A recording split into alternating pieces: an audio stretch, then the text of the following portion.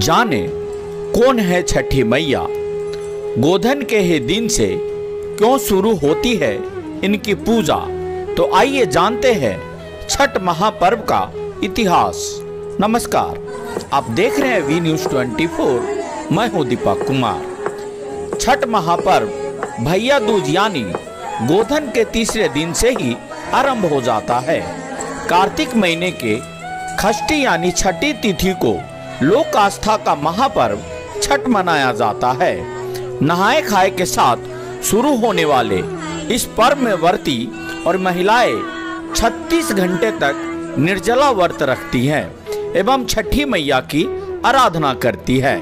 इस पवित्र व्रत को रखने से सुख और शांति की प्राप्ति होती है, यश पुण्य और कीर्ति का उदय होता है, दुर्भाग्य समाप्त हो जाती है, निसंतान दंपति को संतान की प्राप्ति होती है। कब से हुआ सूर्य की आराधना, कब से प्रारंभ हुई, इसके बारे में पुरानी कथाओं में बताया गया है कि रामायण और महाभारत काल से ही महापर्व छठ को मनाने की परंपरा रही है। नहाए खाए के साथ आरंभ होने वाले लोक आस्था के 4 दिवसीय महापर्व को लेकर कई कथाएं मौजूद हैं। एक कथा के अनुसार महाभारत काल में जब पांडव अपना सारा राजपाट जुए में हार गए, तब द्रौपदी ने छठ व्रत किया। इससे उनकी मनोकामनाएं पूर्ण हुई तथा पांडवों को राजपाट वापस मिल गया।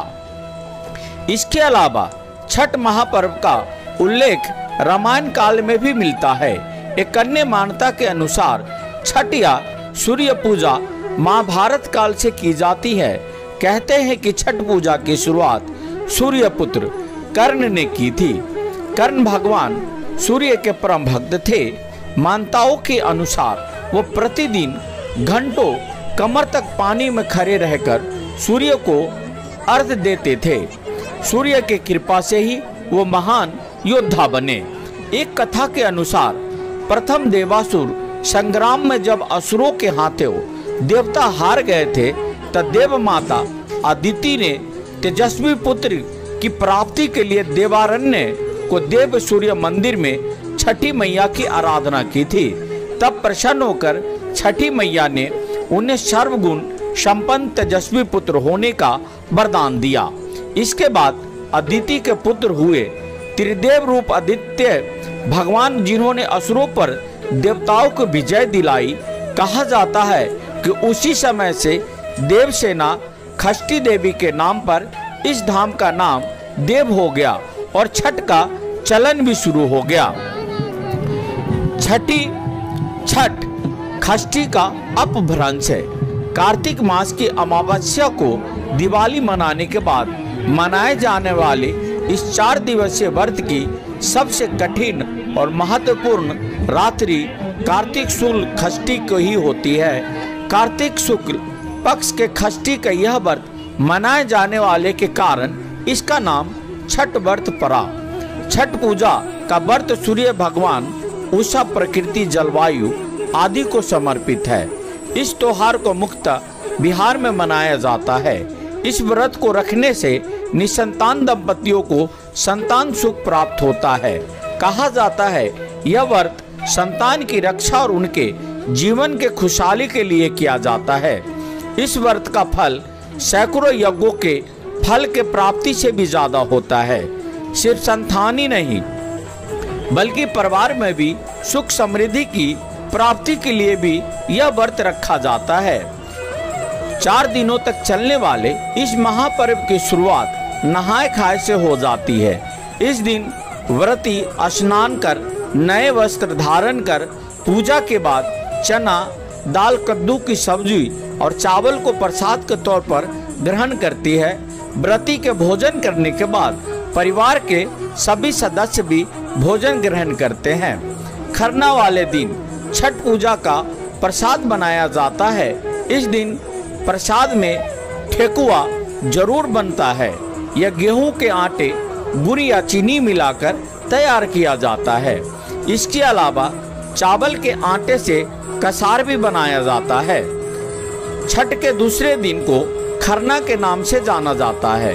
इस पूजा में महिलाएं शाम के समय चूल्हे पर गुड़ की खीर बनाकर उसे प्रसाद के तौर पर खाती हैं। इसके बाद महिलाएं का 36 घंटे का निर्जला उपवास शुरू हो जाता है।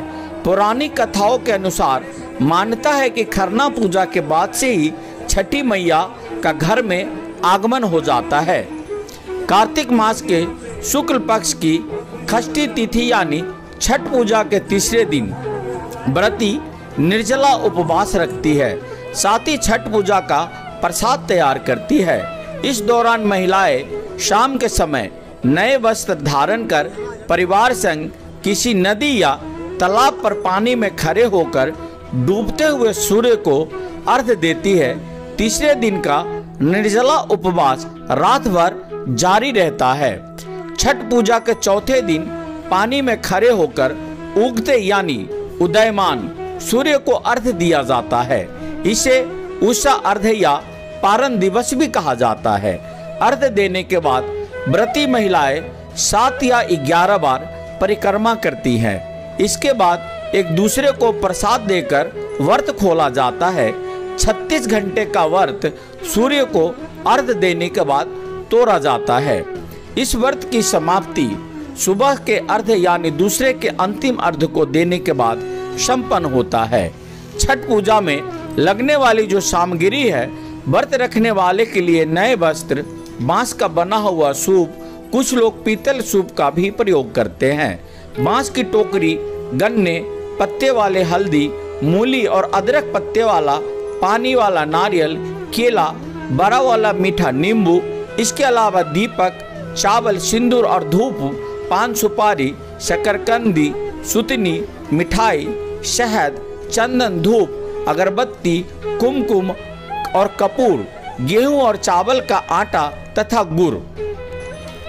छठ पूजा में तो वैसे कई तरह के प्रसाद चढ़ाए जाते हैं, लेकिन उसमें सबसे अहम ठेकुआ का प्रसाद होता है, जिसे गुड़ और आटे से बनाया जाता है। छठ की पूजा इसके बिना अधूरी मानी जाती है। छठ के सूप में इसे शामिल करने के पीछे वैज्ञानिक तर्क यह है कि छठ के साथ सर्दी की शुरुआत हो जाती है और ऐसे में ठंड से बचने और सेहत को ठीक रखने के लिए गुड़ बेहद फायदेमंद होता है। वैसे तो छठ पूजा साल में 2 बार होती है, एक चैत्र मास में और दूसरा कार्तिक मास में।